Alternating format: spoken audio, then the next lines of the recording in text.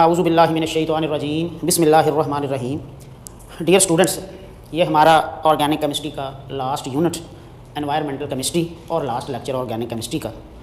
बहुत interesting general knowledge, not कि आप इसे इसलिए याद करें कि आप केमिस्ट्री पढ़ते हैं। इसे उस बंदे को भी आना चाहिए जो आर्ट्स पढ़ता है, इसे उस बंदे को भी आना चाहिए जिसने एमए उर्दू किया हुआ है, इसलिए कि ये केमिस्ट्री नहीं, ये एक जनरल नॉलेज है। ये आपकी सेहत, आपके माहौल से रिलेटेड बातें हैं, लिहाजा बीइंग स्टूडेंट ये आपको आना चाहिए। और बीइंग केमिस्ट्री स्टूडेंट तो इसका आना आपको कंपल्सरी, और इसे आपने ओवरऑल याद रखना है। और आप देखेंगे कि एनवायरमेंटल केमिस्ट्री में से आप जहाँ भी जाएंगे, अगर वहाँ आप केमिस्ट्री का टेस्ट देंगे, हत्ता कि इवन जनरल टेस्टों में भी इसमें से क्वेश्चन जो है वो पूछ लिए जाते हैं। तो ये बहुत इंटरेस्टिंग जो है वो हमारा यूनिट होगा। तो ये हमारा जो यूनिट नंबर तो है 9 UHS का जी, और उसका ये लेक्चर नंबर है 1 और इसका नाम है एनवायरमेंटल केमिस्ट्री, जिसे मैं इंतहाई सादा लफ्ज़ों में अगर बयान करूं तो ये है branch of chemistry which deals with the toxic substances यानी pollutants, their sources, their transportation, their reactions and effects on environment. अब एनवायरनमेंट का मतलब है कि वो जो इफ़ेक्ट होंगे वो इनडायरेक्टली असल में ह्यूमन हेल्थ के ऊपर होंगे। लिहाजा एनवायरनमेंट से मुराद यहाँ ऑन ह्यूमन हेल्थ और स्पेशली मतलब जो एनवायरनमेंट की डिग्रेडेशन होती है उससे रिलेटेड जो हैं वो ख़ास तौर पे। तो ये केमिस्ट्री की वो ब्रांच है जिसमें हम टॉक्सिक सब्सटेंसेस, पोल्यूटेंट्स जो इस एनवायरनमेंट के अंदर आके हमारी सेहत को बुरी तरह से इफेक्ट करते हैं, इकोसिस्टम को इफेक्ट करते हैं, यानी human health and natural functioning of ecosystem, तो उसे कहा जाता है एनवायरमेंटल केमिस्ट्री। इसका मतलब ये हुआ कि एनवायरमेंटल केमिस्ट्री का ताल्लुक मेनली पोल्यूटेंट के साथ होता है जो एनवायरनमेंट को ख़राब करते हैं। लिहाजा pollutant cause pollution in any वे, और आम तौर पे वो पोल्यूशन 3 किस्मों की हम समझते हैं, air, water and soil. In any way, तो any substance which cause pollution in any way and effect the human health is called a pollutant. मैं यहाँ ह्यूमन हेल्थ के ऊपर ख़ास तौर पे जोर इसलिए दे रहा हूँ कि असल में तो हमें यही इन द लॉन्ग रन हमें यही देखना है कि इसके हेल्थ के ऊपर यानी इंसानों के ऊपर क्या असरात मरतब हुए हैं, वरना तो इसमें हर चीज़ आ जाती है, यानी इकोसिस्टम पे क्या असरात हैं, क्या चेंजेस आई हैं, ह्यूमन हेल्थ के ऊपर क्या है, क्वालिटी ऑफ लाइफ को क्या हुआ है, तो इसलिए ये सब उसी के अंदर आता है। पोल्यूटेंट्स को हमने अपनी सहूलत के लिए 2 टाइप्स में डिवाइड कर लिया है। Number 1 primary pollutants which directly come from their source and cause pollution, जो डायरेक्टली अपने सोर्स से आते हैं और पोल्यूशन काज करते हैं। और इसमें 2 मेन शामिल हैं, एक ट्रांसपोर्टेशन और एक exhaust of chimneys of industries, यानी इंडस्ट्रीज़ की चिमनी से जो एग्जॉस्ट निकलता है धुआं, ये वो इसके अंदर शामिल हैं। जबकि नंबर 2 हम कहते हैं वो हैं सेकेंडरी पोल्यूटेंट्स। और सेकेंडरी पोल्यूटेंट्स क्या हैं कि बाज़ औक़ात प्राइमरी पोल्यूटेंट्स रिएक्शंस करते हैं इन एनवायरनमेंट और उसके नतीजे में जो कंपाउंड बनाते हैं वो कहलाते हैं सेकेंडरी पोल्यूटेंट्स। तो अगर मैं एक लिस्ट बनाना चाहूँ कि ये हैं प्राइमरी पोल्यूटेंट्स और ये हैं सेकेंडरी पोल्यूटेंट्स, तो ये बड़ा अच्छा हो जाएगा। तो प्राइमरी पोल्यूटेंट्स में शामिल हैं जी SO2, sulphur dioxide, sulphur trioxide, NO2, CO, methane यानी हाइड्रोकार्बन और अमोनिया वगैरह, ये सब प्राइमरी पोल्यूटेंट्स हैं। जब सेकेंडरी पोल्यूटेंट्स में sulphuric acid, nitric acid, carbonic acid और अपना hydrofluoric acid PAN, ozone, aldehydes और कीटोन्स और पर ऑक्सी बेंजोल, ये हैं सेकेंडरी पोल्यूटेंट्स। तो आपको इसमें से बड़ा सिंपल सवाल भी आ सकता है, which of these is a primary pollutant या which of these is not a primary pollutant, and इसी किस्म का सवाल आपको सेकेंडरी पोल्यूटेंट का भी आ सकता है। तो इसलिए ये मैंने लिस्ट जो है वो आपको बना दी है। अब अगर हम सिलेबस के मुताबिक चलेंगे तो पहले हमारे सिलेबस में शामिल है एयर पोल्यूशन। तो हम अगर एयर पोल्यूशन, अच्छा अब उसके लिए मैं थोड़ा सा आपको एक हिंट बस देना चाहता हूँ कि चूंकि एनवायरमेंटल केमिस्ट्री का ताल्लुक किसके साथ है, एनवायरमेंट एक atmosphere, number 2 hydrosphere, number 3 lithosphere और नंबर 4 इकोस्फीयर या बायोस्फीयर। तो ये थोड़ा सा आपको एक जनरल नॉलेज मिल जाएगा कि आप जहाँ रहते हैं, जिसे हम एनवायरनमेंट बार बार कहते हैं, वो किन चीज़ों से मिल के बनता है। तो इसे मैं आसान कर देता हूँ। एटमॉस्फेयर हर वो चीज़ जहाँ, हर वो जगह जहाँ हवा मौजूद है, where air is present. Hydrosphere हर वो जगह जहाँ पानी मौजूद है। लिथोस्फीयर हर वो जगह जहाँ मिट्टी मौजूद है। और ये मिट्टी से मुराद सिर्फ मिट्टी नहीं, भी आप कहीं जाएं और वहाँ देखें पहाड़ हैं, पत्थर हैं, तो आप कहें कि जी ये तो मिट्टी नहीं है। नहीं, मिट्टी से मुराद जहाँ ज़मीन है वो जो है वो लिथोस्फीयर है। तो आप इसे मिट्टी की बजाय ज़मीन कर लें कि ज़मीन जो है वो लिथोस्फीयर है। और बायोस्फीयर हर वो जगह जहाँ ज़िंदगी मौजूद है, जहाँ ज़िंदगी मौजूद है या ज़िंदा रहा जा सकता है। मसलन परिंदे हवा में कहाँ तक ज़िंदा रह सकते हैं, और मछलियाँ समंदर में कितनी गहराई तक ज़िंदा हैं। तो आप टीवी पे वो देखते रहते होंगे कि वो दिखा रहे होते हैं कि समंदर में बहुत गहराई पे भी 0.03% है। इसके अलावा ट्रेस गैसेज हैं और इसके अलावा वाटर वेपर्स भी मौजूद हैं।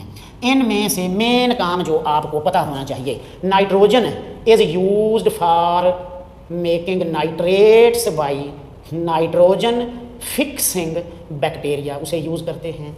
Oxygen is used for respiration.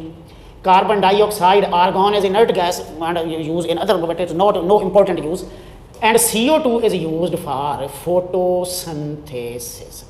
और एक अहम बात अगर याद रह जाए कि एयर जो है वो ज़मीन की सरफेस से 1000 किलोमीटर तक मौजूद है, लेकिन उसमें से 50% जो एयर है वो सिर्फ लोअर 5.6 किलोमीटर में मौजूद है। तो ये जनरल नॉलेज की बातें हैं जो आपको पता होनी चाहिए। तो ये तो है जी आपका एटमॉस्फेयर। हाइड्रोस्फीयर जहाँ जहाँ पानी मौजूद है, लेकिन उसमें काम की बात सिर्फ इतनी है, 97% water is in oceans and it has high salt content so can not be used. 2% water is at poles, जिन्हें पोलर आइस कैप्स कहा जाता है, और ग्लेशियर्स, जबकि 1% is fresh water which is used by humans. उसमें से भी 69% agriculture में इस्तेमाल होता है, 23% इंडस्ट्री में इस्तेमाल होता है, और 8% जो है वो डोमेस्टिक इस्तेमाल होता है। ये है वाटर की जनरल डिवीजन के वाटर किधर किधर पाया जाता है। लिथोस्फीयर जो ज़मीन का 100 किलोमीटर आउटर पार्ट है उसे कहते हैं अर्थ क्रस्ट, ये कहलाता है लिथोस्फीयर। और ये अर्थ क्रस्ट किससे बना हुआ है? ये 11 मेन एलिमेंट्स से बना हुआ है, जिनकी तरतीब ऑक्सीजन, सिलिकॉन, एल्यूमिनियम, आयरन और फिर कैल्शियम है। बाकी फिर उससे कम है, तो सबसे ज़्यादा ऑक्सीजन है, फिर सिलिकॉन, फिर एल्यूमिनियम, फिर आयरन, फिर कैल्शियम। तो ये मेरा हाल 46% है, ये कार्बन 27% है, ये 8% है, ये 5% है, ये 2 पॉइंट समथिंग, तो वो बुक में लिखा हुआ है। तो ये अच्छा, ज़मीन का जो बिल्कुल इनर पार्ट है उसे मेंटल और कोर कहा जाता है, और वो हैवी जो है वो आयरन जो है वो मोल्टन मैग्मा जो है वो उससे बना हुआ है। बायोस्फीयर वो पार्ट है जहाँ जहाँ ज़िंदगी मौजूद है, और बायोस्फीयर का जो एक स्मॉलर पार्ट होता है उसे इकोसिस्टम कहा जाता है। शहर एक इकोसिस्टम है, सहरा एक इकोसिस्टम है, ओशन एक इकोसिस्टम है, अपना जंगल एक इकोसिस्टम है। और आप जानते हैं हर जगह पे एक खास किस्म की कम्युनिटी और लाइफ मौजूद है, वो दूसरी जगह पे नहीं होती, तो उसे इकोसिस्टम कहा जाता है। तो ये एक जनरल इन्फॉर्मेशन हो गई एनवायरनमेंट के बारे में। एनवायरनमेंट में जो ख़ास तौर पे हमने देखने हैं वो है जी एयर पोल्यूशन। तो एयर पोल्यूशन जो है वो मेन बुक के मुताबिक 4 मेन वजह से हो सकती है। तो वो जी इधर हम एक लिस्ट बना रहे हैं, बस उसे आपने देख लेना है। देखेंगे जी काजेज़ ऑफ एयर पोल्यूशन।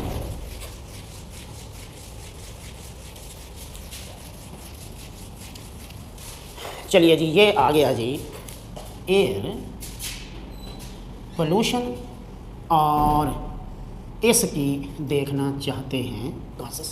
तो बुक के मुताबिक इसकी 4 काजेज़ हैं जी। Number 1 carbon monoxide, number 2 oxides of nitrogen जिन्हें मैं NOx लिख रहा हूँ, और नंबर 3 ऑक्साइड्स ऑफ सल्फर जिन्हें SOX लिख रहा हूँ, और हाइड्रोकार्बन्स जिसे मैंने मीथेन लिख दिया है। तो ये हैं जी 4 काजेज ऑफ एयर पोल्यूशन। अब हर एक का क्या क्या आपको पता होना चाहिए जी। नंबर 1 जी कार्बन मोनोऑक्साइड के सोर्सेज। नंबर 1 नेचुरल भी, और नंबर 2 ह्यूमन एक्टिविटीज़ जिन्हें आप आर्टिफिशियल भी कह सकते हैं जी। तो नेचुरल सोर्सेज में जी वॉल्केनिक इरप्शन, आतिशफ़शां फटते हैं तो पैदा होती हैं, ऑक्सीडेशन ऑफ मीथेन से पैदा होती हैं। ये मीथेन नेचुरल गैस एयर में आ जाती है, एयर में ऑक्सीजन भी है तो उसकी ऑक्सीडेशन से पैदा होती है, और नेचुरल गैस इमिशन से भी पैदा होती हैं। ह्यूमन सोर्सेज में फ्यूल बर्निंग हर किस्म की, उसमें ख़ास तौर पे जी एयरक्राफ्ट्स, हवाई जहाज़ बहुत ज़्यादा पैदा करते हैं, 75% पैदा करते हैं। फॉरेस्ट फायर्स, जंगलों में आग लग जाती है तो पैदा होती है। अच्छा जी, अपना कंबस्टन ऑफ फॉसल फ्यूल यानी हर किस्म के कंबस्टन से पैदा होती है। अपना एग्रीकल्चरल प्रोडक्ट्स, ये बड़ी दिलचस्प बात है, एग्रीकल्चरल प्रोडक्ट्स जो हैं उनसे भी पैदा होती हैं। इसके इफ़ेक्ट्स जो हैं वो आपको अच्छी तरह, अच्छा जी ये अपना कार्बन मोनोऑक्साइड की 2-3 प्रॉपर्टीज़ अगर याद रह जाएं तो कोई हर्ज नहीं है जी। ये कलरलेस है, ऑर्डरलेस है, हाईली टॉक्सिक है, वाटर सॉल्युबल है। अच्छा जी, और इफ़ेक्ट इसका बहुत बुरा, वो आपको पता है कि it binds with haemoglobin more strongly than oxygen. तो ये ऑक्सीजन की निस्बत हीमोग्लोबिन के साथ ज़्यादा स्ट्रॉन्ग बॉन्ड बना लेती है। और ये कभी अगर जिक्र आएगा कि ये एक सॉफ्ट बेस है, ये सॉफ्ट एसिड है, और ये एक कॉन्सेप्ट होता है केमिस्ट्री में जिसे शार्प कॉन्सेप्ट कहते हैं, उस बेस पे इसको, लेकिन वो आपको जाने की ज़रूरत नहीं। लिहाजा ये सफोकेशन पैदा करती है, हेडेक पैदा करती है, और इवेंचुअली ये डेथ काज करती है। वो जो सर्दियों में कमरों में कार्बन मोनोऑक्साइड भर जाती है हीटर चलाने से, और उससे वो जो बाज़ औक़ात आप अखबार में पढ़ते हैं कि जी डेथ होगी, तो वो असल में कमरों के अंदर कार्बन मोनोऑक्साइड भरने की वजह से पैदा होती है। फिर है जी नाइट्रोजन के ऑक्साइड, और ये मोस्टली 2 होते हैं जी, NO और NO2, जिन्हें NOx कहा जाता है। नंबर 1 जी सोर्सेज इनके जी, और उसमें वही 2 बातें जी, नेचुरल सोर्स कौन कौन से हैं और ह्यूमन सोर्सेज कौन कौन से हैं। नेचुरल में जी बैक्टीरियल एक्शन, अच्छा जी अपना, और इसका रेजिडेंस टाइम ख़ास तौर पे याद रखना है 4 डेज़ इन एटमॉस्फेयर। और ह्यूमन में कंबस्टन हर किस्म की, अपना ये कंबस्टन में एयर में नाइट्रोजन है, ऑक्सीजन के साथ मिल के NO बनेगी, इसकी फर्दर ऑक्सीडेशन से फिर NO2 बनना शुरू हो जाती है। और NO2 का जो रेजिडेंस, अच्छा इसकी फर्दर ये 2NO प्लस O2 ये बनाना शुरू कर देता है 2NO2, इसका रेजिडेंस टाइम जो है वो 3 डेज़ इन एटमॉस्फेयर होता है। और इसका इफ़ेक्ट जो है वो बहुत बुरा, वो आपको पता है जी कि ये, अच्छा NO2 जो है ये कलर्ड गैस है, इसका कलर जो है वो रेडिश ब्राउन होता है, रेडिश ब्राउन। लिहाजा ये 2 काम करती है, एक तो ये स्मॉग पैदा करती है, और दूसरा ये एसिड रेन पैदा करती है। ये नाइट्रोजन के ऑक्साइड्स NO2 वाटर में डिज़ोल्व हो के HNO3 बनाना शुरू कर देते हैं। तो ये 2 काम ख़राब करती है, एक स्मॉग पैदा करती है और एक एसिड रेन पैदा करती है। SOX सल्फर के ऑक्साइड मेन 2 हैं जी, एक SO2 और एक SO3। इनके सोर्सेज दोनों जी नेचुरल भी देखेंगे और ह्यूमन भी देखेंगे। तो नेचुरल सोर्सेज में वॉल्केनोज जी, और ये कितना पैदा करते हैं जी 67% पैदा करते हैं। Decomposition of organic matter, decomposition of organic matter से पैदा होती हैं। ह्यूमन में कंबस्टन ऑफ कोल, ख़ास तौर पे जी कंबस्टन ऑफ कोल, वजह यह है कोल में 1 to 9% सल्फर पाया जाता है इसलिए, और क्रूड ऑयल को अगर बर्न किया जाए तो उसके अंदर भी सल्फर होता है, तो ये इसमें 1 to 9% सल्फर पाया जाता है, इससे पैदा होती हैं। अच्छा जी, ये दोनों गैसेज जो हैं इनकी प्रॉपर्टीज़ ये हैं भी, दोनों गैसेज पंजेंट स्मेल रखती हैं, सफोकेशन पैदा करती हैं, और इफ़ेक्ट्स इनके बिल्कुल जी 2 बहुत बुरे इफ़ेक्ट्स। नंबर 1 एसिड रेन पैदा करती हैं, और ये ख़ास तौर पे आपको पता है SO3 वाटर में डिज़ोल्व हो के H2SO4 बनाती है, लिहाजा ये एसिड रेन। और दूसरा ये सल्फेट एरोसोल बनाते हैं जो रेस्पायरेटरी ट्रबल्स पैदा करते हैं, यानी सांस की बीमारियां पैदा करते हैं, तो ये इनका इफ़ेक्ट होता है। मीथेन, हाइड्रोकार्बन जी पहले सोर्सेज हस्बे मामूल नेचुरल सोर्स और फिर जी ह्यूमन। नेचुरल सोर्स नाइट्रोजन के ऑक्साइड्स भी और सल्फर के ऑक्साइड्स भी ये एसिड रेन की एक बहुत बड़ी वजह बनते हैं। तो हम देखेंगे जी एसिड रेन और उसके इफ़ेक्ट देखना चाहते हैं कि एसिड रेन और फिर उसके क्या क्या इफ़ेक्ट होते हैं जी। देखेंगे जी एसिड रेन नंबर 1 जी, natural rain itself acidic होती है और उसकी pH 5.6 होती है और इसकी reason due to carbonic acid. Air में कार्बन डाइऑक्साइड मौजूद है, जब बारिश होती है तो वाटर के अंदर डिज़ोल्व होकर कार्बोनिक एसिड बनाती है जो नेचुरल रेन को भी एसिडिक बना देता है। जबकि जो एसिड रेन होती है वो होती है जिसकी pH लेस दैन 5 होती है और इसकी main reason due to sulphuric acid and nitric acid. कैसे बनती हैं, मतलब रीज़न ये कहाँ से आती हैं। सोर्स अगर मैं कहूँ main source of acid rain तो वो फिर उधर से निकले जी 2 ऑक्साइड्स ऑफ सल्फ़र और ऑक्साइड्स ऑफ नाइट्रोजन। ये ऑक्साइड्स ऑफ सल्फ़र SO2 भी और SO3 दोनों अल्टीमेटली प्रोड्यूस H2SO4 और नाइट्रोजन के ऑक्साइड NO भी और NO2 भी अल्टीमेटली प्रोड्यूस HNO3 और ये दोनों एसिड्स जो हैं ये फिर एयर के अंदर फैल जाते हैं। तो ये फिर 2 तरह से नीचे आ सकते हैं, एक ड्राई एसिड डेपोजिशन, ये तब होगा अगर किसी इलाके में लंबे अरसे तक बारिश ना हो तो एसिड जो हैं वो मिट्टी के ज़र्रों पे या वाटर वेपर्स के ऊपर लग के नीचे गिरना शुरू हो जाते हैं जिसे ड्राई एसिड डेपोजिशन कहा जाता है। और नंबर 2 ये फिर एसिड रेन पैदा करती है जब बारिश होती है तो फिर एसिड्स वाटर में डिज़ोल्व होकर नीचे आना शुरू हो जाते हैं और यूं फिर एसिड रेन जो है वो पैदा होती है। और इसके इफ़ेक्ट्स क्या क्या होते हैं, तो ये तो एक लंबी लिस्ट है कि इसके क्या क्या इफ़ेक्ट होते हैं। तो वो उस लिस्ट को अगर मैं शॉर्ट करके आपके लिए इधर लिखूं तो देखें जी एसिड इसके इफ़ेक्ट्स होते हैं जी ऑन फॉरेस्ट्स, ये मैं एक लिस्ट बना रहा हूँ जी। Number 2 on fresh water, number 3 on soil chemistry change हो जाती है, अपना आइंस को मोबिलाइज कर देती, ions are mobilised. Number 4 aquatic life, ख़ास तौर पे फिश के लिए, क्यों, इससे एल्यूमिनियम कंसंट्रेशन इंक्रीज हो जाती है और लो pH हो जाती है, both are dangerous for fish. Number 5 buildings के लिए, ख़ास तौर पे किसकी बनी हुई, मार्बल की बनी हुई बिल्डिंग्स जो हैं तो उनको बुरी तरह से इफ़ेक्ट करती हैं, वो ब्लैक होना शुरू हो जाते हैं, उनकी सरफेस इरोजन हो जाती है। ये जैसे आपने मुमकिन है पढ़ा भी हो कि ताजमहल की सरफेस जो है वो ख़राब होना शुरू हो गई है तो उसकी वजह जो है वो एसिड रेन है। अच्छा जी, ह्यूमन हेल्थ के ऊपर इसके इंतहाई बुरे असरात हैं। ये अपना एस्थमा यानी ये दमे का मर्ज़ बढ़ाती हैं, इसी तरह से ब्रोंकाइटिस यानी खांसी वगैरह पैदा करती हैं।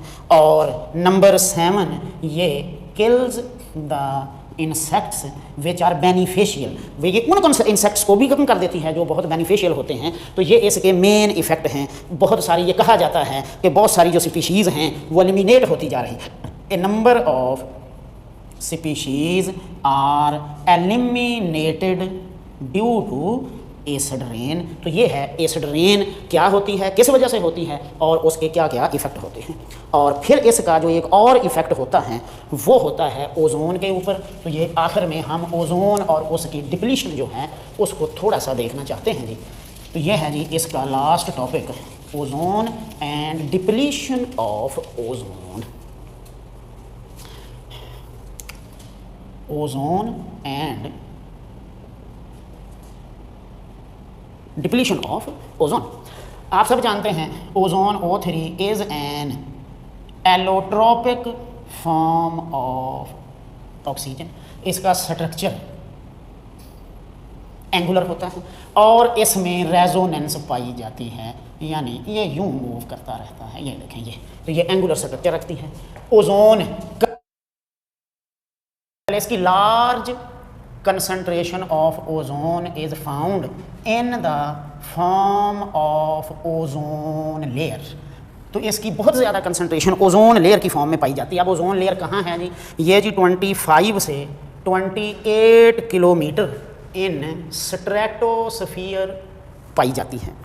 और काम इसका ये है, it filters the UV rays, ये यूवी रेज को फिल्टर करती है और उनको ज़मीन तक नहीं पहुंचने देती। ये देखा गया है कि ये कैसे पैदा होती है। It is formed due to photo chemical reactions of oxygen, यानी 3O2 in the presence of sunlight specially UV radiations, ये बनती रहती है ओजोन। अच्छा, ओजोन जो है ये खुद पोल्यूटेंट भी है। O3 इज ए पोल्यूटेंट, लेकिन किस वक्त, जब ये स्ट्रेटोस्फीयर से नीचे होती है तो तब हम कहते हैं कि ये जो है अपना स्ट्रेटोस्फीयर जहाँ ओजोन पाई जाती है तो ये पोल्यूटेंट है। जब ये किस में होती है, ट्रोपोस्फीयर में होती है। और ट्रोपोस्फीयर लेयर कहाँ से कहाँ तक है, ये 0 to 15 किलोमीटर अबव अर्थ, जबकि स्ट्रेटोस्फीयर कहाँ है, ये 15 to 40 किलोमीटर अबव अर्थ जो है वो स्ट्रेटोस्फीयर है। तो ये बड़ी दिलचस्प बात है कि ओजोन पोल्यूटेंट है जब ये ट्रोपोस्फीयर में हो, और ओजोन बहुत अच्छी चीज़ है जब ये स्ट्रेटोस्फीयर में पाई जाती है। तो जब ये ट्रोपोस्फीयर में हो तो ये बहुत सारे जो हैं वो काम ख़राब करती है। फॉर एग्जांपल, ये अटैक करती है रबड़ के ऊपर, ये कफिंग पैदा करती है, खांसी पैदा करती है, ये चेस्ट डिस्कम्फर्ट पैदा करती है, अपना ये पेंट्स को फेड करती है, रबड़ की ड्यूरेबिलिटी को ख़राब करती है, ड्यूरेबिलिटी ऑफ रबड़, यानी ये एक जब ट्रोपोस्फीयर में अगर ये आ जाए तो ये पोल्यूटेंट है। लेकिन जब स्ट्रेटोस्फीयर में होती है तो फिर ऊपर मैंने लिख दिया कि ये फिल्टर करती है UV rays and saves life on earth, फिर ये ज़मीन के ऊपर ज़िंदगी को महफूज रखती है। इसका मतलब ये हुआ कि इसका स्ट्रेटोस्फीयर में पाया जाना बहुत ज़रूरी है। इसे मेजर किया जाता है जी इन डॉब्सन यूनिट। इसकी normal amount in stratosphere 350 Dobson unit होनी चाहिए, 350 डॉब्सन यूनिट होनी चाहिए। जहाँ इसकी अमाउंट 350 से कम हो जाती है उसे ओजोन होल कहा जाता है। Where it is less than normal is termed as ozone hole. तो ओजोन होल की काजेज़ क्या हैं, ये क्यों कम होती जा रही है, तो उसके लिए आपने पढ़ा है कि main cause for depletion is CFCs and aerosols. CFCs chlorofluorocarbons हैं। तो ये क्या करते हैं कि ये क्लोराइड फ्री रेडिकल्स पैदा करते हैं, और एक chloride free radical can destroy about